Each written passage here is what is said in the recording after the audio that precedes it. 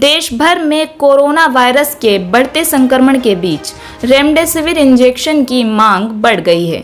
दिल्ली समेत देश भर से कालाबाजारी की खबरें भी आने लगी हैं। इंजेक्शन की नकली खेप बेचते लोग भी पकड़े गए हैं। ऐसे में इंजेक्शन के असली और नकली होने का पता लगाना बहुत जरूरी है। दिल्ली पुलिस में crime branch DCP Monika Bhardwaj ने इंजेक्शन के असली और नकली के अंतर को बताते हुए अपने ट्विटर हैंडल पर रेमडेसिविर पैकेट की कुछ तस्वीरें शेयर की हैं, जो लोगों को असली और नकली इंजेक्शन पहचानने में काफ़ी मददगार साबित हो सकती हैं। आखिर कैसे हुई रेमडेसिविर बनाने की शुरुआत और क्यों हुई देश में इसकी किल्लत, आइए समझते हैं सरल भाषा में। रेमडेसिविर एक एंटीवायरल दवा है जिसे अमेरिका की दवा कंपनी गिलियड साइंसेज ने साल 2009 में हेपेटाइटिस सी रोग और सांस संबंधी वायरस से बचाव करने के लिए बनाया था, लेकिन इसे कभी बाजार में उतारने की मंजूरी नहीं मिली। कोरोना के इस दौर में रेमडेसिविर इंजेक्शन को जीवन रक्षक दवा के रूप में देखा जा रहा है। यही कारण है कि रेमडेसिविर इंजेक्शन को लोग महंगी कीमत पर भी खरीदने को तैयार हैं।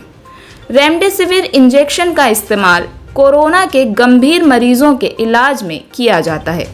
हालांकि कोरोना के इलाज में इसके प्रभावी ढंग से काम करने को किसी ने मान्यता नहीं दी है। नवंबर में WHO ने यह भी कह दिया था कि रेमडेसिविर कोरोना का सटीक इलाज नहीं है।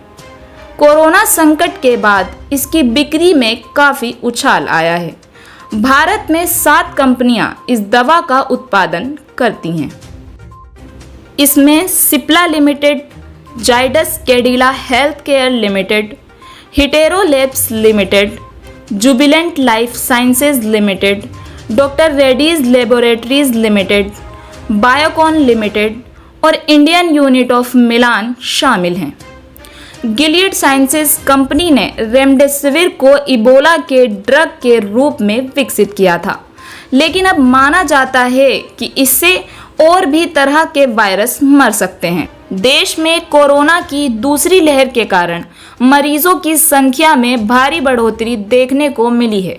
इस दौरान कोरोना के गंभीर रूप के लिए रेमडेसिविर की मांग ज्यादा बढ़ गई है।